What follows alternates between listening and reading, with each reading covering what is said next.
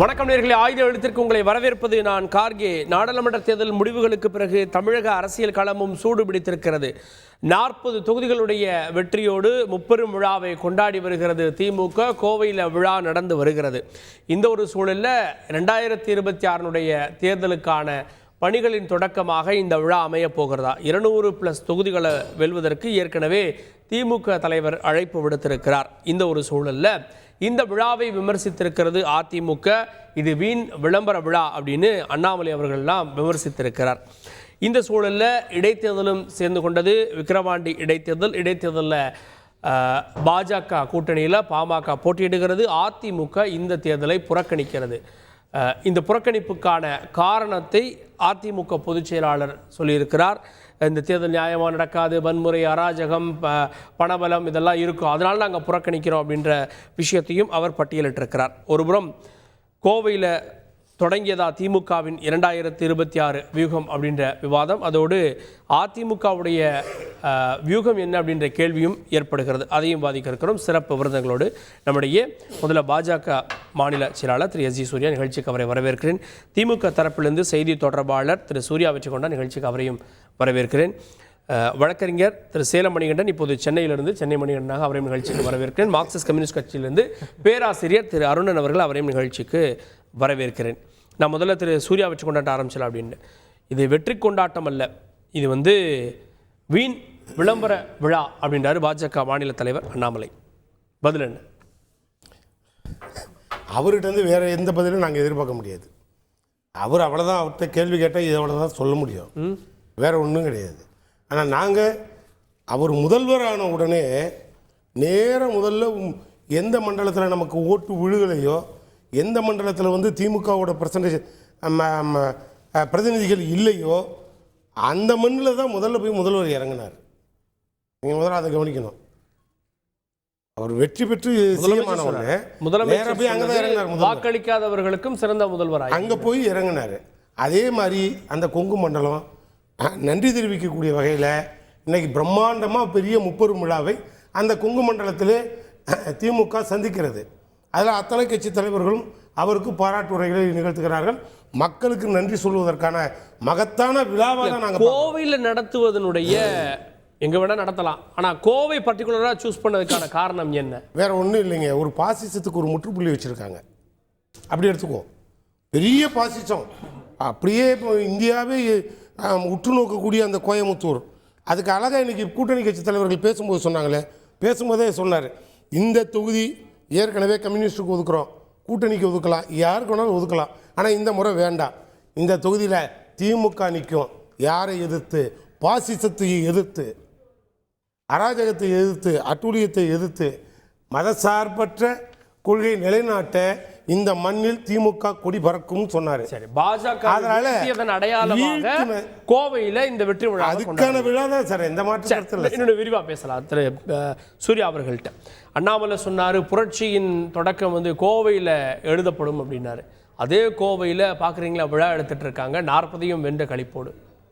இதுவே புரட்சி தான். ஏன்னா அண்ணாமலை யாரு, பூத்து இருக்கா, ஓட்டு வாங்க முடியுமா அப்படின்னு அவரை எள்ளி நகையாடியவர்கள் இன்று அவரை வீழ்த்தியதற்காக விழா எடுக்கிறார்கள். இத்தனை கட்சி சேர்ந்துன்னா அது அவருக்கு பெருமை தானே. யாருமே இல்லைன்னு சொன்னீங்க, இன்னைக்கு அவரை தோக்கடிச்சிட்டோன்னு விழா எடுக்கிறீங்கன்னா அவர் உயர்ந்த மனிதராகி விடுகிறார்.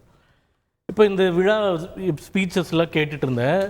அதாவது ரொம்ப எள்ளி நகையாடிக்கூடிய விஷயங்கள், நிறைய விஷயங்கள் எல்லா தலைவர்களுமே அவங்கவுங்க கட்சியில் இருக்காங்களா இல்லை திமுகவிற்கு மொத்தமாக அடிமை சாசனம் எழுதி கொடுத்து விட்டார்களா அப்படின்ற மாதிரியான இல்லை அவங்க பேசின கருத்தோடு நான் சொல்கிறேன். ஏன்னா 1 மணி நேரமாக அங்கே பேசினது கேட்டுட்டு இருந்தேன் நான். இப்போது ஐயா அருணன் ஐயா இருக்காங்க, அவங்களுடைய மாநில செயலாளர் பாலகிருஷ்ணன் அவர்கள் பேசுகிறார். 1998 பாஜக இங்கே ஏற்படுத்திய மதவெறி கலவரத்தை வீழ்த்தி இன்று ஜெயிச்சு விட்டோம் அப்படின்னு சொல்கிறாரு. அங்கே என்ன மறக்கிறாருன்னா 98 இங்கே திமுக ஆட்சி, திரு கருணாநிதி அவர்கள் முதல்வராக இருந்தார். அப்போ பிஜேபிக்கு அதில் ரோல் ஒன்றும் கிடையாது. இப்போ இவங்க மாநாட்டில் இவங்களை புகழலை, இவங்களை சாதனைகளை சொல்ல நீங்கள் எடுத்து கேளுங்க. பிஜேபியை திட்டுவது, மோடி அவர்களை திட்டுவது, இப்போ புதிதாக அண்ணாமலை அவர்களை திட்டுவது, இது மட்டும்தான் இந்த ஸ்பீச்சில் இவர்கள் எல்லாருமே பேசி கொண்டிருக்கிறார்கள். இதில் உச்சபட்ச காமெடியாக செல்வ பெருந்தை அவர்கள் பேசும்போது சொல்கிறார், இந்தியாவில் எந்த ஒரு முதல்வரும் செய்வது கிடையாது, ஒரு திட்டத்தை தீட்டினார் என்றால் அந்த திட்டத்தை நிறைவேற்றுவது வரைக்கும் இவர் பார்க்கின்ற போது இந்தியாவில் எந்த முதல்வரும் இல்லை அப்படின்னு சொல்றாரு. அவருக்கு ஞாபகப்படுத்துவோம்னா, நீங்க இருக்கக்கூடிய கட்சி காங்கிரஸ் கட்சி, உங்க கட்சியிலேயும் ஒரு 3-4 முதல்வர்கள் இந்தியாவில் இருக்காங்க, அவங்களும் ஆட்சி செய்யறாங்க. அதை மறந்துட்டு நீங்க திமுகவுக்கு மொத்தமா இப்படி பேசிட்டு இருக்கிறது கரெக்டான காங்கிரஸ் தொண்டர்கள் வந்து பதில் சொல்லுவாங்க. அவர் கூட கேட்டிருப்பாரான்னு தெரியலையே, நீங்க கேட்டிருக்கீங்க ஃபுல்லா டிபேட்ல பேசணுன்றதுக்காக வந்து இன்னொரு தாட்டி அதை நீங்க சொல்லலாம். ஏன்னா அதை இன்னொரு தாட்டி உலகமே பார்க்கட்டும். சரி, ஓகே. உண்மை இருக்குங்கிறதுனால நீங்களும் ஒரு தாட்டி சொல்லுங்க. என்னுடைய கருத்து, இறுதி கருத்து, இப்போ 2004 இவங்க கூட்டணி மொத்தமா வெற்றி பெற்றார்கள். ஆனா 2006 தேர்தல் முடிவு எப்படி வந்ததுன்னு பாருங்க. அதே மாதிரி 2019 இவர்கள் வெற்றி பெற்றார்கள். ஆனா 2021 அடுத்த 2 ஆண்டுகள் நடந்த தேர்தலில் 10 தொகுதியில் ஒரு தொகுதி கூட திமுகவால் ஜெயிக்க முடியவில்லை. 2004 வெற்றி பெற்றாங்க, 2006 கூட்டணி அரசு அமைச்சாங்க. இல்லை கோயம்புத்தூர் பகுதியில் சொல்கிறேன், அந்த 10 இடங்களில் திமுக வந்து ஒரு இடத்துல தான் வெற்றி பெற்றது. அப்போ இவர்கள் மீண்டும் மீண்டும் கோவைக்கு செல்வது ஏனென்றால் அது ஒரு ஆறாத ரணமாக இவர்களுக்கு இருக்கின்றது. அந்த மக்கள் இவர்களை ஏற்றுக்கொள்ளவில்லை. கடந்த 5 சட்டசபை தேர்தல்களில் திமுக மெஜாரிட்டி அங்கே வரவே இல்லை. அதை எப்படியாச்சும் இவர்கள் கொள்ள வைக்கணும்னு பார்க்குறாங்க. ஆனால் கோவை மக்கள் அதை செய்வதற்கு வாய்ப்பே கிடையாது. நீங்க உண்டான நன்றி தாங்க இந்த கூட்டம். அது உங்க வாயால சொல்லிடுங்க. இப்போ 2010 நீங்க கோயம்புத்தூர் தான் அங்க படிச்சுட்டு இருந்திருப்பீங்க. அங்க செம்மொழி மாநாடுன்னு ஒன்று நடந்தது. அப்போ நானும் காலேஜ் படிச்சுட்டு இருந்தேன். அப்போ எவ்வளவோ பணம் செலவு செய்து அப்படி வந்து ஒரு மாநாடு விழாக்கோளம் எல்லாம் செய்தாங்க. ஆனால் 2011 தேர்தலில் 10 தொகுதியில் ஒன்று கூட அவங்க ஜெயிக்கல. அப்போ இந்த மாநாடு எதனுடைய தொடக்கம்னா 2011 எப்படி ஒரு தொகுதி கூட அங்கே ஜெயிக்காம தோற்றார்களோ அதே போன்ற ஒரு துவக்கத்தை அவர்கள் தோல்விக்கு இங்கே போட்டு விட்டார்கள் அப்படின்றத என்னுடைய கருத்து. கேட்போம் ப்ரொஃபஸர் அருணன்ட்ட. கோவை வந்து இன்னும் உங்க கூட்டணிக்கு ஆறாத ரணமா இருக்கு, அதனால தான் விழாவை கோவையில் நடத்துறீங்க அப்படின்ற பார்வை வெளிப்படுத்துறேன். இல்லை, அவர் பாஜக நண்பர் சூர்யா எங்களுடைய கட்சி செயலாளர் பேசிய பேச்சு பற்றி இங்கே குறிப்பிட்டார். நானும் அந்த பேச்சுக்களை அப்புறம் கேட்டுட்டு தான் வர்றேன். ஏங்க, அந்த காலத்தில் வந்து கோவையில் மதவெறி கலவரம் நடந்துச்சா இல்லையா? அதுவே நடக்கலையா? நடக்காது செயலாளர் பேசினார். அந்த மதவெறி கலவரம்னாலே பின்னாடி பாஜக ஆர்எஸ்எஸ் தானே, இந்து முன்னணி தானே. தமிழ்நாட்டை பொறுத்தவரையில் இது எல்லாருக்கும் தெரிஞ்ச விஷயம் தானே. எவ்வளவு ஒரு அமைதி பூங்காவாக இருந்த அந்த கோவையை வெறித்தனத்தை ஊட்டி மத கலவரத்தை உருவாக்கியதில் இவங்களுக்கு எந்த பங்கும் இல்லையா? அவருடைய மனச்சாட்சியை தொட்டு பேசட்டும். அதைத்தான் அவர் சுட்டி காண்பிச்சார். அத்தகைய பூமி இன்றைய தினம் மதச்சார்பற்ற கூட்டணிக்கு வாக்களித்திருக்கிறது. அண்ணாமலையை தோக்கடிச்சதை பெருமையாக சொல்கிறாங்களாம். இப்போ பாருங்க, கடைசியாக அவங்க வந்து எந்த அளவுக்குன்னா, ஐயா கோயம்புத்தூரில் அண்ணாமலையுடைய வெற்றியெல்லாம் ஏற்கனவே முன்னாடி எழுதி வச்சாச்சியா. அந்த மாதிரி அன்னைக்கு பேசிய பேச்சு என்ன, இப்போ என்ன ஆகி போச்சுன்னா தோற்கடிச்சது பெரிய விஷயம்யா. அவங்க தோற்கடிச்சதை பற்றி பாருங்க, பெருமையாக பேசுகிறாங்கன்னு. நான் ஒன்றை சொல்லுவேன், இதே அண்ணாமலையார் இப்போ கூட திரும்ப திரும்ப போட்டுட்ருக்காங்க சமூக ஊடகங்களில்.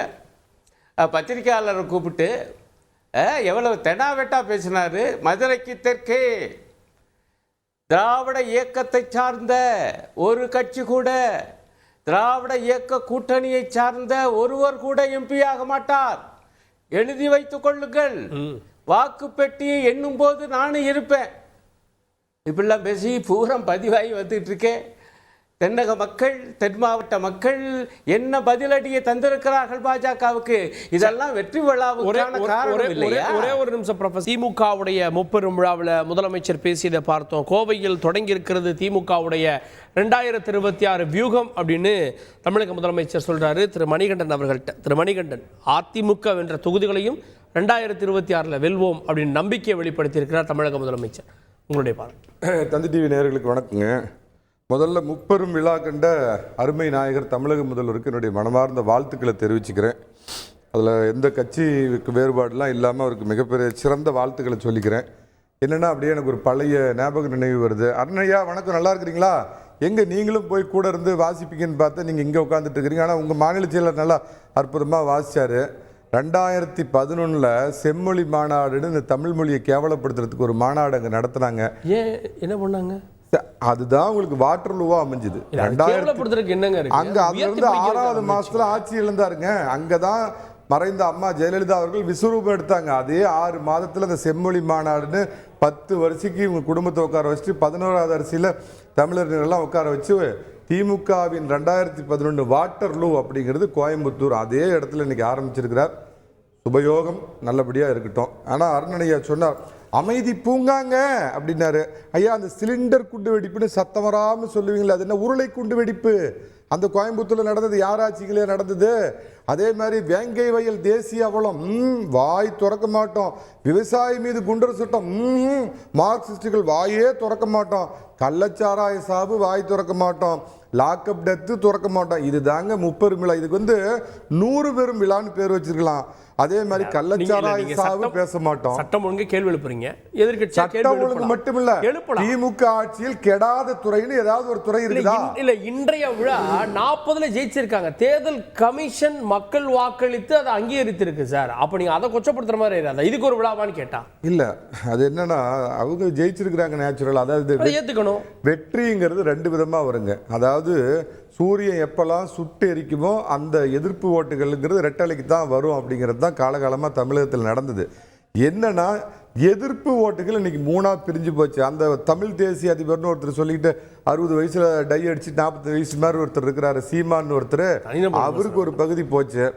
இந்த இவருக்காக ரஜினிகாந்துக்காக தயாரிக்கப்பட்ட டிரைவராக இருந்த அண்ணாமலைங்கிறவர் பாஜகவில் ஏறி அவர் ஒரு பக்கம் முடிச்சுட்டு சைக்கிளை ஓட்டினாரு. திரும்ப சொல்கிறேன், பாஜக பெற்ற ஓட்டுகள் அண்ணாமலையால் கிடைத்தது அல்ல. அது மோடி பிரதமர் அவர்கள் எடுத்த படையெடுப்பின் காரணமாக கிடைத்த ஓட்டுகளை வழிய அண்ணாமலை அதில் கிரெடிட் எடுக்கவே முடியாது. அது ஒரு பக்கம் போனதுனால முழுவதுமாக அதிமுகவிற்கு சேர வேண்டிய ஓட்டுகள் வரலங்கிறதுனால இந்த வெற்றி கொண்டாட்டம்ங்கிற வெற்றி கொண்டாட்டத்தை அவங்க வாட்டரில் உள்ள சிறப்பாக ஆரம்பிச்சிருக்காங்க.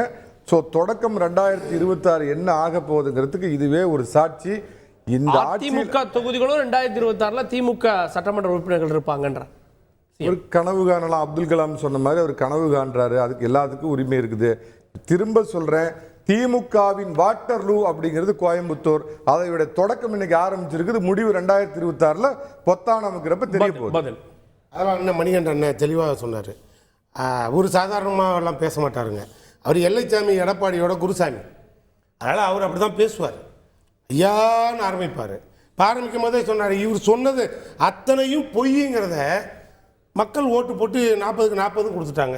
இதே தாங்க இவர் பேசினார் தேர்தலுக்கு முன்னால். மாற்று கருத்து இருக்கா? இதே டிவியில் உட்காந்து ஐயா மணிகண்டன் இப்படியே தான் பேசினார்.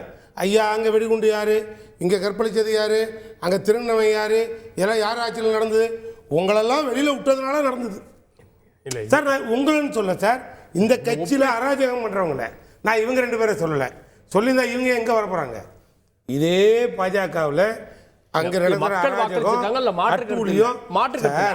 எதிர்கட்சியா சட்டம் கேள்வி எழுப்புறாங்க. நீங்க நான் இவரு கேட்ட கேள்விக்கு தான் பதில் சொல்றேன். இவரு இந்த ஆட்சியில நடக்கிற அத்தனைக்கு திமுக தான் காரணம்னு இவர் உறுதித்தன்மையோட சொல்றாரு. அப்ப நான் என்ன கேட்கிறேன், திரும்பி நான் அவருக்கு பாணியிலே பதில் சொல்லுவேன். ஆமாங்க, ஒட்டுமொத்த ரவுடியும் உங்க கட்சி உள்ள வச்சுக்கிட்டு சொல்லி கொடுத்து அனுப்புனா அப்புறம் என்ன நடக்கும் அப்படின்னு நான் கேட்பேன். நான் என்ன வச்சு கேட்க முடியும்? என் அக்கா தமிழிசையே சொல்லிருச்சு ஆதாரமா. நான் மறுப்பேனா என்ன? நான் இல்லைன்னு சொல்ல போகிறது இல்லையே. இப்போ அவர் கூட சொன்னார், மோடி 8 முறை படையெடுத்தாருன்னு. எங்கள் முதல்வர் பேசும்போது ஒரே வரி, ஒரே ஒரு குறுக்கிட்டு ஒரு சமரச சன்மார்க்க சங்கத்தை சேர்ந்தவங்க இவங்க ஆட்சியில் நடக்காத அட்டூழியமா, இவங்க ஆட்சியில் நடக்காத கற்பழிப்பா, கொலையா, கொள்ளையா, டெத்தா, உங்க சாதாரண கள்ளச்சாராய சாவுங்கிறது கருணாநிதி ஆட்சியில கூட இல்லைங்க. 20 வருஷம் கள்ளச்சாராய சாவு எடப்பாடிக்கு இந்தியாவிலே நம்பர் 1 மாநிலமாக சாதனை பண்ண சரித்திர நாயகர் முப்பெரும் விழா கண்டு வாழ்த்துக்கள். வாட்டர்லூ கொடநாட்டில இருந்து உங்க ஆட்சியில கொடநாட்டில உங்களை வாழ வச்ச தலைவியோட சொன்னீங்களே வரலாறு என்ன ஆச்சு சார்?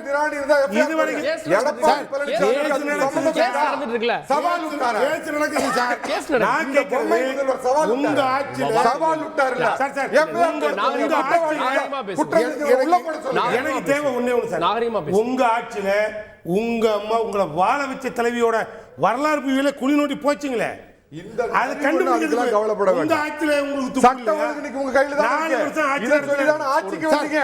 போடுங்க, எஃப்ஐஆர் போடுங்க, குற்றவாளிகளை கண்டுபிடிங்க. திமுக ஆட்சி மேல நம்பிக்கை இல்ல, போடுங்க. திமுக ஆட்சி மேல நம்பிக்கைக்கு நான் வாழ்த்து சொல்லுவேன். அதை நிரூபிச்சு காட்டுறோம். ஆனா 4 வருஷம் நீங்க ஆட்சி நடத்துனீங்களே, உங்க லட்சணம் வெளியில வரலையா? இதெல்லாம் குண்டர் சட்டம் போட்டதில்ல. பரந்தூர் என்ன பாகிஸ்தான்ல இருக்கா? இல்ல பரந்தூர் என்ன பாகிஸ்தான்ல இருக்கா? கொலைக்கு காரணமான வெற்றி கொண்டாட்டம். இது ஒரு கொண்டாட்டமா? நான் சொல்றேன் சார், அப்படி பார்த்தா எடப்பாடி வெற்றி கொண்டாட்டம்ன்றாரு சார். எடப்பாடி வெற்றி கொண்டாட்டம்ன்றாரு. பச்சை துண்டு போட்ட பச்சை துரோகி விவசாயிகளுக்குன்னு பட்டமே தமிழ்நாட்டில் தமிழ்நாட்டில் இருக்கு சார். காரணம் தெரியுமா? நான் சொல்றேன், எதிர்க்கட்சி தலைவர் ஒரே ஒரு யாரு? ஒரே ஒரு நிமிஷம் நான் சொல்றேன் சார். நான் சொல்றேன் சார், 600 விவசாயிகள் செத்ததுக்கு ஆதரவு கொடுத்தவர் எடப்பாடியா இல்லையா?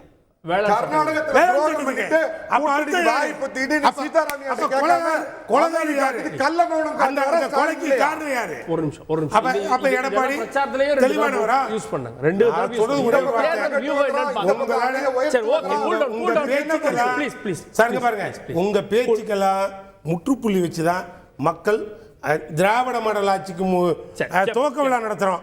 இது 30 விழா நடத்துவோம். ஆரிய மாடல குழி நோண்டி புதைச்சிட்டோம். அதனால இனிமே உங்களுக்கு உங்க வேலை இல்ல. சூர்யா, திராவிட மாடல் வந்து எப்போதும் திராவிட மாடல் ஆட்சி அப்படின்றதுக்கு ஒரு நம்பிக்கையை முதலமைச்சர் கொடுத்திருக்கார். திமுக அரசு தொடரும் அப்படின்றதுடைய நீட்சி அவர் வெளிப்படுத்துறார். பார்வையர், இது இன்னும் 2 ஆண்டுகள் இருக்கு தேர்தலுக்கு. அப்போ இது ரொம்ப ப்ரீமெச்சூராக சொல்கிறாங்க. பட் அவர்கள் வெற்றியில் கொண்டாட்டும். முதல்வரையா பேசுனதில் நம்ம எல்லாருமே கேட்டோம். இப்போ 15 நிமிஷம் பேசினார்.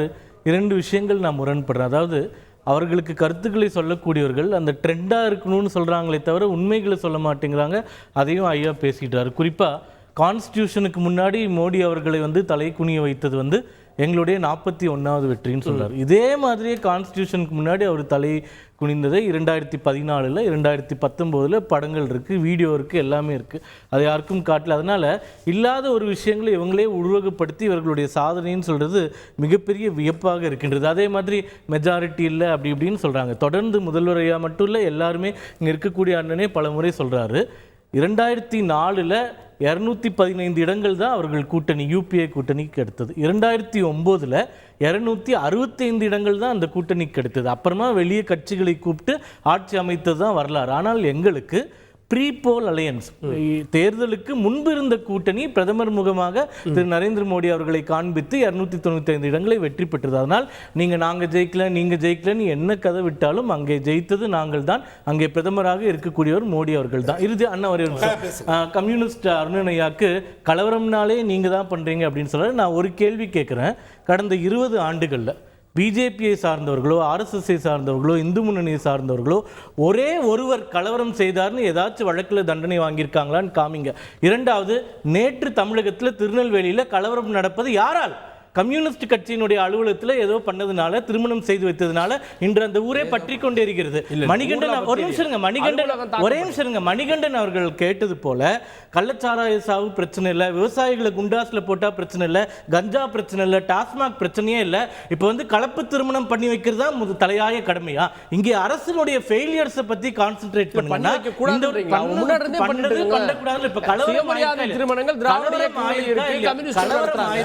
இதே பிஜேபி அலுவலகத்தில் ஒரு திருமணம் செய்து வைத்து கலவரம் ஆயிருந்தால் என்னென்ன பேசியிருப்பீங்க.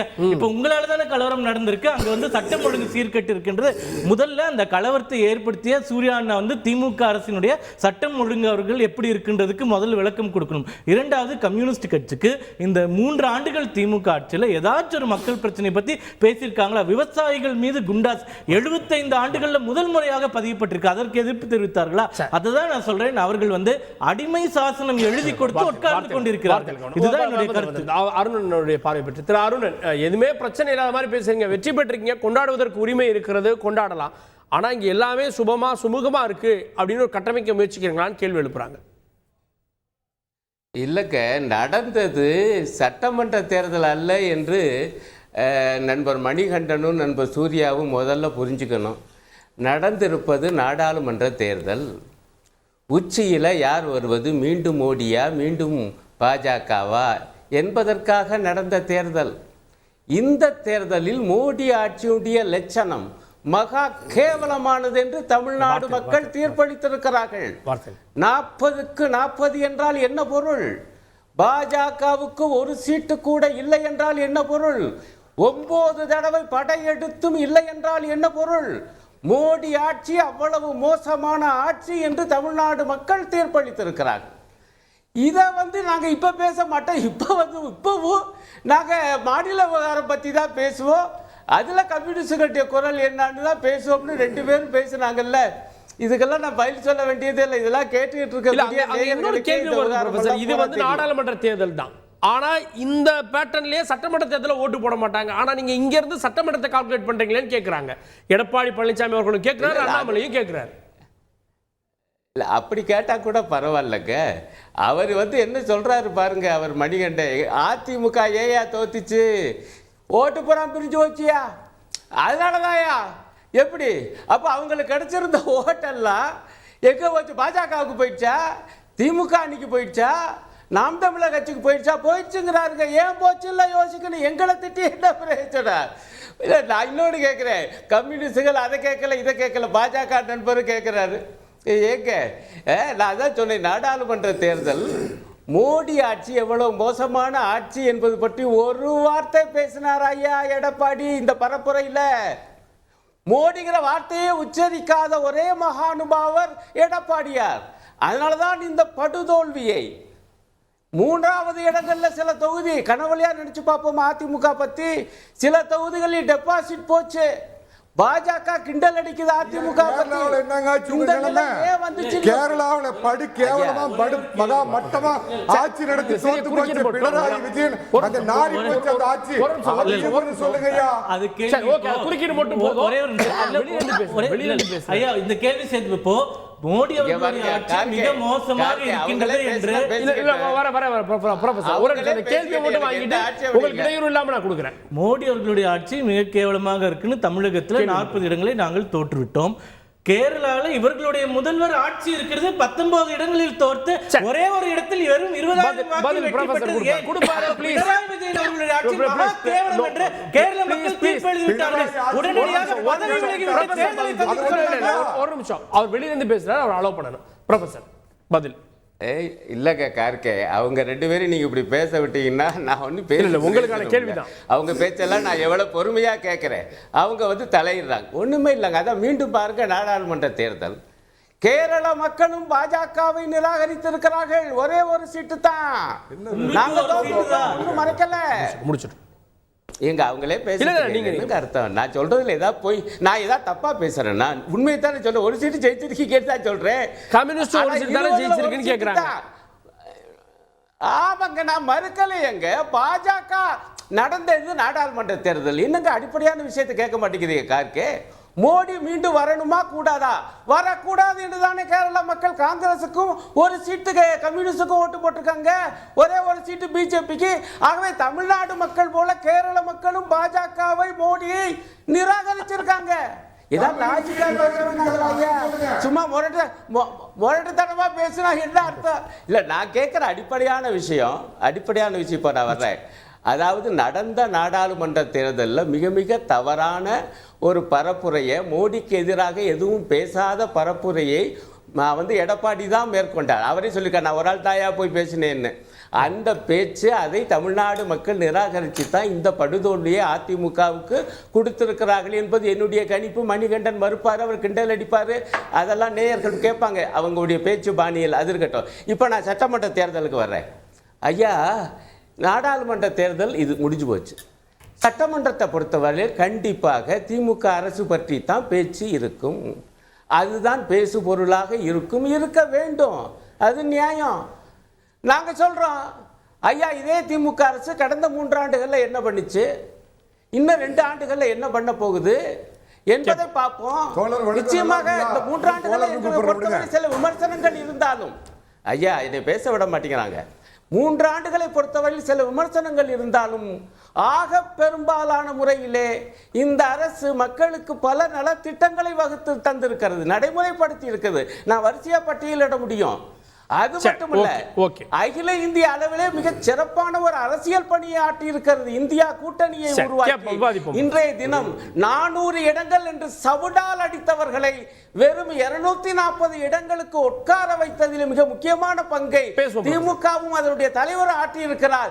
எங்கே போனார் எடப்பாடியார்? கேப்போம் எங்கே போனார்? மனசுல வச்சுக்கிட்டு தான் 2026 தேர்தலில் நாங்க வந்து முடிவெடுப்போம், மக்களும் முடிவெடுப்பாங்க. ஓகே, எங்கே போனார் எடப்பாடியார்னு கேள்வி எழுப்புறீங்க. அதே இடத்துல விக்கிரவாண்டி தேர்தலில் அதிமுக புறக்கணித்திருக்கிறது. அது வியூகமா அச்சமா? திரு மணிகண்டன் அவர்கள்ட்ட எங்கே போனார் எடப்பாடி கேட்கிறார் அருணன். அதே போல இந்த விக்கிரவாண்டி புறக்கணிப்பும் அதன் எடுத்துக்காட்டா? மரியாதைக்குரிய பேராசிரியர் அவர்கள் ஒரு ட்விஸ்ட் இப்போ சொன்னார். இனிமேல் நாங்கள் பேச போறையா, இனிமேல் மக்கள் இதை தான் பேசுவாங்கனாரு. பேராசிரியருக்கு ஒரு வேண்டுகோளாக சொல்கிறேன், ஐயா அந்த பால் விலை ஏற்றி பால் ஊற்றுனாங்களே அதை பற்றி இனிமேல் நீங்கள் பேசுவீங்க தானே? பஸ் கட்டணத்துக்கு விமான கட்டண அளவுக்கு ஏற்றுனாங்களே அதை பற்றி பேசுங்க ஐயா. தொட்டாலே ஷாக் அடிக்கிற மாதிரி மின் கட்டணம் ஏற்றுனாங்க, வீட்டு வரியை ஏற்றி ரோட்டுக்கு கொண்டாந்தாங்க, சொத்து வரியை ஏற்றி காற்றை பிடிக்க விட்டாங்க. இதை பற்றிலாம் அருண் ஐயா இனிமேல் பேசுவார். ஏன்னா இனிமேல் சட்டமன்ற தேர்தல் தானே. அப்படியே மறந்துடாதீங்க ஐயா, மாணவர்களிடையே சாதியில் போட்டு வெட்டிக்கிறாங்க, சாதி வரியை காமிச்சிக்கிட்டு. போதையில் நம்பர் 1 மாநிலமாக தமிழ்நாடு ஆயிருக்குதுன்னு இனிமேல் வர்ற சட்டமன்ற தேர்தலில் மறக்காமல் பேசுங்க. பரந்தூர் பயங்கரம், வேங்கை வயல் தேசிய அவலம், நேர்மையான அரசு அதிகாரிகளை உள்ள பூந்து வெட்டுறாங்களே, இதை பற்றிலாம் ஐயா வந்து அந்த அறிவாலயத்திலிருந்து வெளியே வந்து பார்த்தாருன்னா பேசிட்டு எடப்பாடி பழனிசாமி மக்கள் பிரச்சனைக்காக அனுதினமும் ஆர்ப்பாட்டமும் போராட்டமும் அறிக்கைகளும் விட்டுட்டு ஒரு காலத்துல வர்க்க போராட்டம் வயிற்று போராட்டம் இன்னைக்கு அறிவாலயத்தில் போய் வயிற்று போராட்டம் நடத்திட்டு இருக்கிறீங்களா? அந்த மாதிரி இல்லாம மக்களுக்காக போராடி கொண்டிருக்கிறார் எடப்பாடி பழனிசாமி என்ற ஏழை விவசாயி, உண்மை விவசாயி, காங்கிரீட் ரோடு போட்டு நடக்காத விவசாயி. தேர்தலை புறக்கணிக்கிறார். தேர்தலை புறக்கணிக்கிறது ஒரு யுக்தி. இன்று போய் நாளை வா அப்படின்னு அன்னைக்கு எப்படி சொன்னாரோ அந்த மாதிரி பாத்தீங்க அப்படின்னா திமுக ஆட்சியில இடைத்தேர்தல் எப்படி நடந்திருக்குது? கின்னஸ் ரெக்கார்ட் நடந்துச்சு. இவங்க பண்ணது திருமங்கலம் ஃபார்முலாங்கிறது. பட்டியல 5 அறிவுள்ள ஜீவனை அடைச்சு போட்ட மாதிரி 6 அறிவுள்ள மனிதனை அடைச்சு அதுல போட்டு அவனுக்கு சாப்பிட கொடுத்து எதிர்க்கட்சி தலைவர் எடப்பாடி பழனிசாமி பிரச்சாரம் முடிஞ்சதுக்கு அப்புறம் வீட்டுக்கு போங்கன்னு பண சுனாமி அடிச்சது. சாதாரண கட்சி ஏழை தொண்டனை பலி கொடுக்க கூடாதுங்கிற காரணத்தினால அரசியல் ஊத்தி தன்னுடைய கட்சி தொண்டனை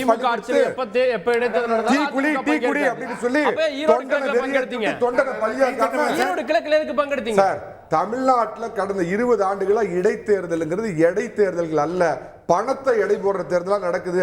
அதுவும் திமுக ஆட்சியில் இருக்கிறப்ப ஈரோடுல உங்க தந்தி டிவியில பாக்கலையா நீங்க? ஈரோடு இடைத்தேர்தலில் காந்தி எங்கெல்லாம் சிரிச்சாரு, பட்டி அடிச்சாங்க, மட்டன் பிரியாணி சிக்கன் பிரியாணி போட்டு மக்களை கேவலப்படுத்த 1000 இருந்தாலும் 4 காந்தியும் 10. ஆனா ஒண்ணு தயவு செஞ்சு விக்கிரவாண்டி தொகுதி மக்களுக்கு எல்லாம் போச்சு, வடை போச்சு. அதிமுக போட்டி இல்லைன்னு அறிவிச்ச உடனே எல்லாம் கடனை கட்டிடலாம், இஎம்ஐ அடைச்சிடலாம், நாம 10 லட்ச ரூபா கிடையாது, ஒரு ஓட்டுக்கு 20,000 கணக்கு போட்டிருந்தாங்களாம். எல்லாம் போச்சு. அதிமுக போட்டியிடாதால இல்ல, நிச்சயமா கொடுக்க மாட்டேன். அதிமுக போட்டிட்டு இருந்தா அங்க சரி. நான் ஒண்ணே கேட்கறேன், அப்புறம் சொல்லிட்டோம். அவங்க அப்பா மாதிரி பொங்கிட்டு வர்றாரு, ஒண்ணே அப்புறம் சொல்லிட்டோம். இப்ப நடந்த சட்டம் பாராளுமன்ற தேர்தலில் விழுப்புரம் கான்ஸ்டிட்யூன்சில உள்ள விக்கிரவாண்டியில இவங்களுக்கு அதிமுக உள்ள வித்தியாசம் வெறும் 6000 ஓட்டு. மோடியும் வேண்டாம், கார்கே டாடியும் வேண்டாம்னு சொல்லிட்டு பாராளுமன்ற தேர்தலை சந்தித்த அதிமுகவுக்கு 6000 ஓட்டு தான் கம்மிங்கிறப்ப இந்த தேர்தல் ஒழுங்கா உருப்படியா நடந்ததுன்னா அதிமுக ஜெயிக்கும். சாதாரண தொண்டரை பலி கொடுக்க எடப்பாடி பழனிசாமி தயாராக இல்லை. எடப்பாடியுடைய அறிக்கையில திமுக ஆட்சியில் இடைத்தேர்தலாம் எப்படி நடந்திருக்கு? அராஜகம், சட்டம் ஒழுங்கு சீர்கேடு, பணபலம், இதுதான் தேர்தல். இப்போ நியாயமா சட்டம் ஒழுங்கு இல்லை, அதனால நாங்கள் நிற்கிறேன்றாங்க. சட்டம் ஒழுங்கு தான் பிரச்சனை அப்படின்ற இல்லைங்க. நான் கூட எடப்பாடியை காணாமே எங்கே அப்படிங்கிற மாதிரி ஆரம்பிச்சிங்க. அண்ணன் நிறைய விளக்கெல்லாம் கொடுத்தாரு. எடப்பாடியை ரொம்ப நாளாக காணாங்க. மக்கள் பிரச்சனைக்காக எதுக்காக ஒன்றுக்காக அதிமுக ரோட்டில் வந்து போராடி வரலாறு புயலில் இடம் பெற்ற மாதிரி இருந்திருந்தால் அட்லீஸ்ட் ஒரு 10 தொகுதியில் டெபாசிட் கிடைச்சிருக்கும் சார். நீங்கள் விடுங்க சார், நான் வர்றேன் சப்ஜெக்ட்டுக்கு. ஏன்னா அவர் நிறைய சொல்லியிருக்காரு. அப்படியே காங்கிரஸ் வந்து கம்யூனிஸ்ட் வந்து அண்ணா அறிவாலயத்தில் பெல் அடிக்கிற மாதிரி சொன்னார். அது ஒன்றும் தவறு இல்லை சார், கூட்டணி கட்சி தான். அவங்க ஆஃபீஸில் நாங்கள் போய் நிற்கிறோம், எங்கள் ஆஃபீஸில் அவங்க வரட்டும். எங்கள் 2 பேரும் கொள்கை கூட்டணி தான். நீங்கள் அண்ணன் எடப்பாடி சொத்தை பாதுகாக்க, கட்சியை பாதுகாக்க, இந்த நாட்டையே கொண்டு போய் முதலமைச்சராக இருக்கும்போது மோடிகிட்ட எடுபுடி மாதிரி அடகு வச்சிங்களே, அதுக்கு என்ன சார் பண்ணுறது? வார்த்தை ஏன் சார் அண்ணா அறிவாலயம் வாசல்ல இப்படி நிக்கிற சொல்றீங்களே, ஆமா, எடுபடி மோடி- மாதிரி அங்க உட்கார்ந்துருந்தீங்களே. மோடி ஐயா இப்ப இருக்கிறப்ப கருப்பு வெளியில கொடி வந்த போடுறதும் பிரதமர் ஆன உடனே வெளியில வெள்ளை வந்த பிடிச்சு பிறகு கூட வெண்டாடி அரசே வருகன்னு மோடிக்கு வெள்ளை கொடை எங்கேயா வெளியில பாத்தீங்களா? வந்த பிறகு கூட வெள்ளை கொடை எங்கேயா பாத்தீங்களா? தனியா தயார் பண்ணி சார், எங்க கருப்பு கொடை இங்க பாருங்க, வச்சா மோடி வெளியில வந்த பிறகு கூட வெள்ளை கொடி வச்சு ஒரு நாள் மோடி எதிர்த்து பேசுற துணிச்சல் இல்லாத எடுபடி எடப்பாடியாக இனிமேலும் வார்த்தையில இருக்கக்கூடாதுன்னு தான் நாங்க நினைச்சோம். அதனாலதான் அதிமுக தான் எதிர்கட்சி, அதிமுக தான் கருப்பு கொடி எதிர்கட்சி விட்ட திமுக வை அப்படின்னு நாங்க கெட்டா சொன்னோம் சார். சொல்லுங்க. நாங்க சொன்னோம். அதனால எடப்பாடி இவர் கேட்ட மாதிரி இதுல விலைவாசி, பால், மோர், தயிர் இது எல்லாத்துக்கும் காரணம் இந்த பக்கத்துல உட்காந்துருக்கு பாருங்க பாஜக. இதுதான் மேலே. இப்ப கூட இவர் பேசும்போது பொங்கி எழுந்துச்சு வந்தாரு. என்ன சொன்னாரு? ஏதாவது ஒரு முக்கியமான பாயிண்டை கோடிட்டு காட்டினாரா? ஜாதி, மதம், மொழி இப்படி ஆரம்பிக்கும் போதே சொன்னார். இதனால தான் சார் சொன்னோம், மைனாரிட்டின்னு நாட்டில் ஒரு மைனாரிட்டியை இருக்கவே கூடாது, வாழவே கூடாதுங்கிறத விட ஓட்டு உரிமை கூட கொடுக்க மாட்டேன். நீங்கள் ஆட்சியையே மைனாரிட்டியாக மாற்றி விட்டான். வேற ஒன்றும் மாற்று கருத்து இல்லை. இல்ல அது புதுசு இல்லையா? அவங்க தானே சொல்றாங்க. எது சார் காங்கிரஸ் அரசு புதுசு அப்படிதான் இல்லை? இருந்துச்சு, வாஜ்பாய் அரசு அப்படிதான் இப்ப எங்க இருந்துச்சு. முதலமைச்சர் சொன்னாரு, அரசியலமைப்பு புத்தகத்தை தொட்டு அம்பேத்கர் எழுதின புத்தகத்தை தொட்டு மண்டிட்டு வணங்குறாருன்னு சொன்னாரு. Correct sir. தேர்ந்தெடுக்கப்பட்ட அரசாங்கத்தை கலைச்ச காங்கிரஸோட கூட்டணி வச்சு இவங்க அரசியல் சட்டத்தை பத்தி பேசுறாங்க. மானக்கேடுங்க. அதுல 50 பக்கத்தை காணோம். இப்ப இனிமே உங்களால தொட முடியாது. நடுவுல கொஞ்சம் பக்கத்துக்கு 101 முறை எங்களுக்கு தெரியும் தேர்ந்தெடுக்கப்பட்ட அரசுகளை அநியாயமா கலைச்ச காங்கிரஸ் எமர்ஜென்சில தான் அயோத்தி ராமருக்கு பேசினாரு. அந்த இது இல்லனா என்ன கொன்றுப்பாங்கன்னு பேசுற முதலமைச்சருக்கு வெற்றி கொண்டாரோட மகனுக்கு ஞாபகப்படுத்துறேன். நான் சொல்றேன், 1921 கூட ராமரை பிடிச்சிட்டு வந்தீங்க தேர்தல் பிரச்சாரத்துக்கு. அப்ப கூட நாங்க உச்சத்தை தொட்டோம் தேர்தல் வெற்றியில. இப்ப அயோத்தி ராமருக்கு தெளிவா தெரிஞ்சு யார் நல்லவன் யார் கெட்டவன் தெரிஞ்சு அயோத்தியிலேயே அடிச்சு துரத்து விட்டாங்க. கூப்பிட்டு 2 அரை அரைஞ்சி ஓடு வெளியில துரத்துனாங்க. யார? பிஜேபி வேட்பாளரை. அங்க ஜெயிச்சது யாரு? அப்படியே காங்கிரஸ் அரசையும் ஜெயிச்சது யாரு? காங்கிரஸ் அரசையும் கொடுத்திருக்கலாம். அங்க ஜெயிச்சது இந்தியா யாரு கூட்டணி அரசையும் கொடுத்திருக்கலாம் சார். அங்க பைசா ஜெயிச்சது பாத்திரம் யாரு சார்? காங்கிரஸ் வேட்பாளர் சார். ஒரு பட்டியலினத்தை சார்ந்த உங்களால் புறக்கணிக்கப்பட்ட ஒருத்தர். அதை தாண்டி இன்னொன்னு சொல்றேன் சார், புல்டோசர் விட்டீங்களே ஊப்பியில கொண்டு போய் மோடி சொன்னாரு. புல்டோசரை பயன்படுத்த தெரிந்தவர் முதல்வர் யோகினார. எதுக்கு பயன்படுத்தினாங்க? மக்கள் பயன்படுத்திட்டாங்க. முறையா பிஜேபி காரங்களை கூப்பிட்டு பாதிக்கு பாதி புல்டோசரை விட்டே அடிச்சு தூக்கிட்டு வந்து ரோட்ல போட்டாங்க. இதான மிச்சம். கேட்போம். அண்ணாமலை சொல்றாரு, இந்த தேர்தல் மோடிக்கான தேர்தல், பாஜக மத்தியில் ஆளுங்கட்சியாக இருந்து பிரதமர் வேணுமா வேணாமான்ற தேர்தலையே பாஜக தோல்வி வருகிறது. ஆனால் கோவையில் வந்து நாங்கள் ஜெயிப்போம், சட்டமன்ற தேர்தலில் பாருங்க அப்படின்றார். இதே மாதிரி தான் முன்பு சொன்னார். இப்போ என்ன நம்பிக்கையில் சொல்கிறார்? இல்லை, இப்போ நான் கடந்த ஃபஸ்ட்டு செஷனில் சொன்ன மாதிரி 2004 ஜெயித்தாங்க, 19 ஜெயித்தாங்க. அதற்கடுத்து ஒரு இடம் கூட வர முடியாமல் தோற்று வரலாறு தான் திமுகவுக்கு. அங்கே சட்டமன்ற தேர்தல்களில் 20-30 ஆண்டுகளாக திமுக ஜெயித்த வரலாறே கிடையாது. அந்த காலகட்டத்தில் அதிமுக கொடுத்துருக்காங்க. அதுதான் சொல்கிறேன். இப்போ திமுகவை விரும்புகிறார்களா இல்லையா கோவை மக்கள்னு கேட்டிங்கன்னா ஸ்ட்ரைட் ஆன்சர் இல்லை என்பதுதான். அதற்கு அடுத்தது பிஜேபியா ஏடிஎம்கான்றது அடுத்து பேச்சது. இப்போ திமுக வந்து இவங்க வெற்றி கழிப்பில் வந்து நாங்கள் வந்து 200 ஜெயிப்போம், அது ஜெயிப்போம், அது அவர்களுக்கு எல்லா உரிமையும் இருக்கிறது. இன்று முதல்வர் பேசிய பேச்சில் 20 நிமிஷத்தில் ஒரே ஒரு பாயிண்டாச்சு அவர் ஏதாச்சும் செய்த சாதனைகள்னு சொன்னாரா, இல்லை கோயம்புத்தூருக்கு நிறைவேற்றின திட்டங்கள்னு சொன்னாரா, இல்லை இதற்கு முன்பு 2021 கோவைக்கு கொடுத்த வாக்குறுதிகள் இன்னென்ன இதை நிறைவேற்றிட்டேன்னு சொன்னாரா? எதையுமே சொல்ல. தேர்தலில் வெற்றி தோல்வி வந்து சகஜம்தான். இப்போ அண்ணாமலை அவர்கள் தோத்துட்டாருன்னு எல்லாரும் எள்ளி நகையாடுறாங்க. ஆனால் ஒத்த கட்சியாக இருந்துட்டு 4 லட்சம் ஓட்டு வாங்கியிருக்காரு. நீங்கள் வந்து 11 கட்சி கூட்டணி வச்சுட்டு 5 லட்சம் ஓட்டு தான் வாங்கியிருக்கீங்க. கூட்டணி வச்சுச்சு அதிமுக தேமுதிக மட்டும்தான் இல்லை, எல்லாரும் இங்கே தானே இருந்தாங்க. கோயம்புத்தூர்ல கூட்டணி கட்சிகள் எல்லாரும் கூட்டணி கட்சிகள் இருந்தாங்க. ஆனா கோயம்புத்தூர் பகுதியில் பெரிய செல்வாக்கு, கோயம்புத்தூர் தொகுதியில் பெரிய செல்வாக்களை, வடமாநிலங்களில் பாமக வலிமையான கூட்டணி. அதிமுக கிளைம் பண்றது நடக்க போறது சட்டமன்ற தேர்தல். அவங்க இன்னொரு படி மேல போய் நாடாளுமன்ற தேர்தல் இது எங்களுக்கான தேர்தல் கூட சில பார்வைகள் எடுத்தாங்க. சட்டமன்ற தேர்தலில் பாஜகவுக்கு என்ன ஹோல்டு இருக்கு? ஒரு முன்னாள் முதலமைச்சர் நிற்பாரு, இந்நாள் முதலமைச்சர் நிற்பாரு, பாஜக அங்கே தனித்து விடப்படாதா? அதுதான் இப்போ சொல்கிறேனே, 12 தொகுதிகளில் 2வது வந்திருக்கோம். அதுவும் இந்த தேர்தலில் பார்த்தோம். இப்போ விக்கிரவாண்டி இடைத்தேர்தல் நடக்கிறது என்றால் தைரியமாக எங்கள் கூட்டணி சார்பாக முதல்ல நாங்கள் வந்து எந்த கட்சி நிற்க போகுது அவர்கள் வேட்பாளர் இன்னைக்கு அறிவிச்சிட்டாங்க. 30 ஆண்டுகளுக்கு மேலே ஆண்ட அதிமுக கட்சி வந்து இன்னைக்கு தேர்தல் வந்து புறக்கணிக்கிறாங்க. அப்போ கலை யதார்த்தம் மாறிக்கொண்டே வருகிறது. நிச்சயமாக நாங்களும் வெற்றி கனியை பறிப்போம். அதை பார்க்க தான் போகிறீர்கள். நீங்கள் வந்து எங்களை குறைச்சி மதிப்பிடுறது எங்களுக்கு பிரச்சனையே இல்லாது, எங்களுக்கு நல்லது தான். அது மேலும் உந்துதலை கொடுக்கும். வரலாறுல இந்த மாதிரி குறைத்து மதிப்பிட்ட எத்தனை கட்சிகள் விஸ்வரூபம் எடுத்திருக்கின்றது, ஆட்சி கட்டில் அமர்ந்திருக்கிறது, எல்லாத்தையும் நம்ம பார்க்குறோம். இப்போ அண்ணாமலை அவர்கள் வந்து எள்ளி நகையாடினீங்க, எல்லாருமே திமுக அதிமுக எல்லாருமே பண்ணீங்க. ஆனால் இன்னைக்கு அவரை சுற்றி தானே பேசிட்டு இருக்கீங்க. அவருக்கு இது வெற்றி இல்லை, அவருக்கு இது தோல்வி, அவருக்கு கிடைத்த ஓட்டு இல்லை, அவர் வச்சு தானே நீங்க எல்லா நரேட்டிவும் ஸ்பின் பண்ணிட்டு இருக்கீங்க. அப்போ அது எங்களுடைய முதல் வெற்றி. அடுத்து போகுதுல நம்ம பார்ப்போம். எல்லாரும் எள்ளி நகையாடினார்ல, நகையாடினார் தான். இன்னைக்கு பாருங்க பிஜேபி வந்து நோட்டா கட்சி அதுன்னு சொல்றேன். நீங்க வைத்த விமர்சனங்களுக்கு இன்று தமிழகத்தில் 3வது பெரிய கட்சியாக உருவெடுத்திருக்கிறோமா இல்லையா?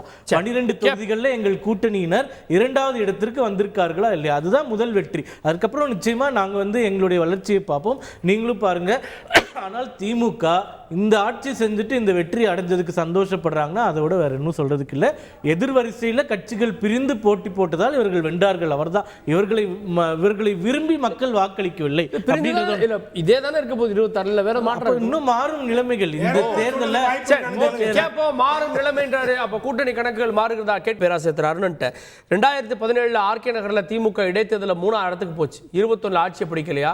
2009 அதிமுக தேர்தலையே புறக்கணிச்சிச்சு. 2011 ஆட்சியை பிடிக்கலையா? அது மாதிரி தான் அப்படின்னு அதிமுக பொதுச் செயலாளர் சொல்றாரு. அதிமுகவுக்கு 26 வாய்ப்பு இருக்குன்றார். அதுக்கு பதில் சொல்வதற்கு முன்பு பாஜக நண்பர் எழுப்பிய ஒன்றுக்கு நான் சுருக்கமாக பதில் சொல்ல விரும்புகிறேன். பாருங்கள், பாஜக அல்லது ஆர்எஸ்எஸ் பரிவாரமெல்லாம் முஸ்லீம் கிறிஸ்தவ மக்களுக்கு எதிராக பகைமை உணர்வையை கிளப்பி விட்டு கலவரத்தை தூண்டக்கூடியவர்கள். மோடியுடைய பிரச்சாரமே எப்படி இருந்துச்சு முஸ்லீம் மக்களுக்கு எதிராக என்பதெல்லாம் எல்லாருக்கும் தெரியும். அந்த கலவரத்தையும் திருநெல்வேலியில் மார்க்சிஸ்ட் கட்சியினுடைய அலுவலகத்தை சில சாதி வெறியர்கள் தாக்கியதையும் சமப்படுத்தி பேசுகிறார். நேயர்களே இதை கவனிங்க. அங்கே திருமணம் செஞ்சு வச்சோம், 2 பேரும் வயசு வந்தவங்க, சட்டப்படியான திருமணம், 2 பேரும் இந்துக்கள். இந்துக்களிலே ஒரு ஆணும் ஒரு பெண்ணும் வயதுக்கு வந்த பிறகு காதலிக்கிறார்கள். அங்கே சாதி வெறி நடனம் ஆடுகிறது. அதை எதிர்த்து பாதுகாப்பு தேடி வருகிறார்கள். 2 பேரும் இந்துக்கள். அவங்களுக்கு திருமணம் செஞ்சு வச்ச அந்த ஒரே பாவத்துக்காக எங்களுடைய அலுவலகம் அடித்து நொறுக்கப்பட்டது, எங்களுடைய தோழர்கள் தாக்கப்பட்டார்கள். இதுக்கு பேர் கலவரங்களாயா?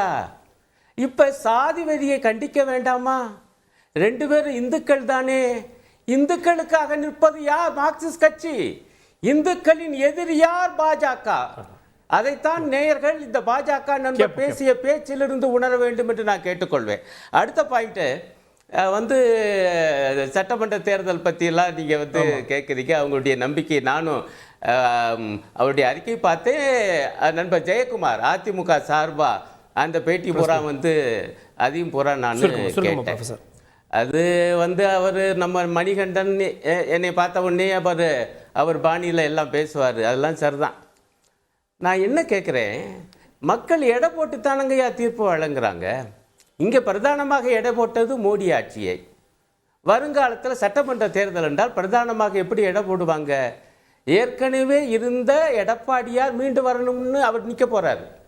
எடப்பாடி ஆட்சி 4 ஆண்டு கால ஆட்சி எப்படி இருந்துச்சுன்னு அவங்க யோசிக்க மாட்டாங்களா? ஏங்க, தூத்துக்குடியில் 14 பேரை சுட்டு கொன்னுபிட்டு அதை நான் டிவி பார்த்து தான் தெரிஞ்சுக்கிட்டேன் என்று ஒரு முதலமைச்சர் சொன்னார். ஏன் அப்படி அங்கே சுட்டு கொன்னாரு? நான் சொல்கிறேன், மோடி ஆட்சியுடைய தூண்டுதலால் செஞ்சார். அப்போ அவங்களுக்கு இவங்களுக்கு என்ன உறவு? இப்போவும் சொல்கிறேன், நான் சொல்றேன், இந்த சட்டம் இந்த நாடாளுமன்ற தேர்தல் பரப்புரையில் இல்லை முடிச்சிடறேன், நாடாளுமன்ற தேர்தல் பரப்புரையில் மோடியை விமர்சிக்கவே இல்லை. இப்போ என்ன பண்ணியிருக்காரு? விக்கிரவாண்டியில் தேர்தலில் புறக்கணிச்சிருக்காரு. மக்கள் அவங்கள ஏற்கனவே புறக்கணிச்சிட்டாங்க. இவர் தேர்தலை புறக்கணிக்கிறாரு ஏட்டிக்கு போட்டியா. இப்போ பாஜக நண்பர் இப்போ கொஞ்ச நேரத்துக்கு முன்னாடி என்ன பேசினார் கவனிச்சிங்களா? நிலைமை மாறி போச்சியா. இப்போ 2வது கட்சி யாரு? பாஜக கூட்டணி தான். அப்படின்னு அதிமுக இப்படி வந்து வாபஸ் பெற்றதை, அதாவது தேர்தலில் போட்டியிடாம ஒதுக்கி போனதை தங்களுக்கு சாதகம் என்று பாஜக நினைக்குது. ஓகே ஓகே ப்ரொஃபசர், இதை உருவாக்கியது எடப்பாடி. ஓகே அப்படி என்றால் இது அதிமுகவுக்கெல்லாம் நீங்க இந்த கணக்கெல்லாம் சொன்னீங்க, நானும் பூரா படிச்சேன். உண்மையிலேயே விக்கிரவாண்டியில மிக முக்கியமான 2 கட்சிகள் எதுனா திமுகவும் அதிமுகவும் தான்.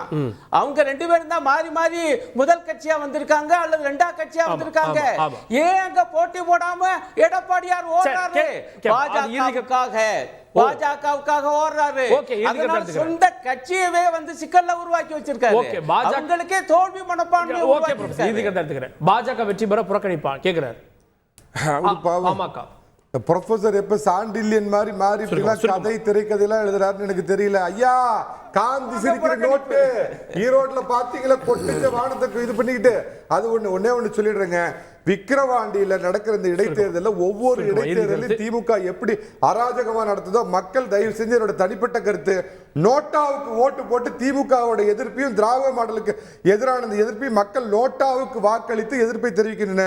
2026 தமிழக மக்கள் சொல்ல போகும் தீர்ப்பு, தமிழகத்திற்கு ஜோசப் ஸ்டாலினும் வேண்டாம், MK ஸ்டாலினும் வேண்டாம், வேண்டும் சாமி மீண்டும் சாமி, எல்லை காக்கும் எடப்பாடி பழனிசாமி. அண்ணா தெளிவா சொல்லிட்டாரு, ஆரம்பத்திலேயே சொல்லிட்டேன். அவர் எல்லை சாமி எடப்பாடி சாமியோட குருசாமி இல்லை, அது கூட போல, அதை விட்டுருங்க. நான் திரும்பியும் ஒரே ஒரு பாயிண்ட் தான் வரேன். இனிமேலாவது நீங்கள் மக்களுக்கான அரசியலை பண்ணுங்க, மக்களுக்காக கட்சி நடத்துங்க. அதெல்லாம் விட்டுட்டு சொந்த சுயலாபத்துக்காக தலைவர்களெல்லாம் பிஜேபியில் கூட்டிகிட்டு போய் ஒவ்வொரு தொகுதியாக நிற்க வச்சு, பாவம் பாரிவேந்தரில் ஆரம்பித்து இங்கே இருக்க ஏசி சண்முகம் வரைக்கும் கச்சாக்கானான்னு தேடுற கண்டிஷனுக்கு ஆளாக்கிட்டீங்க. இனிமேலாவது நான் சொல்கிறேன், மக்களுக்கான அரசியலை களத்தில் இறங்கி பண்ணுங்க. பிஜேபி திருந்தணும்னா நீட்டுக்கு வாய்ப்பை கொடு, நீட்டு விளக்க கொண்டுட்டு வந்தீங்கன்னா திரும்பி பார்க்கறதுக்காக நாட்டி இருக்கோம். நீங்கள் எடப்பாடியை காணா, இடைத்தேர்தலில் காணா, எடப்பாடியை தான் காணா, இடைத்தேர்தலில் வேட்பாளரையும் காணா. இது அப்படியே 2026 எடப்பாடி இந்த முடிவை எடுத்தாருன்னா ரொம்ப மகிழ்ச்சி. 2019 தேர்தலுக்கும் 24 தேர்தலுக்கும் திமுகவினுடைய வாங்கிய வாக்கு சதவீதம் 7 குறைந்திருக்கிறது, பாஜகவுக்கு 8 ஏறி இருக்கின்றது. வரக்கூடிய தேர்தல்கள் இது இரட்டிப்பு 3 மடங்கு ஆக போகுது. அதை பார்க்க தான் போகிறீர்கள், நாங்களும் பார்க்க. அடுத்த பெரிய பொது தேர்தல் 2026 தான். இப்போதே கட்சிகள் அதற்கான வேலைகளையும் கட்டமைப்பையும் தொடங்கிவிட்டன. என்ன நிகழப் போகிறது பொறுத்து பார்க்கலாம். பாத்தில் போகின்ற சிறப்பு விருந்தினர்கள் அனைவருக்கும் நன்றி. பார்த்தவங்களுக்கும் நன்றி நேயர்களே. தொடர்ந்து நீங்கள் தந்தி தொலைக்காட்சியுடன்.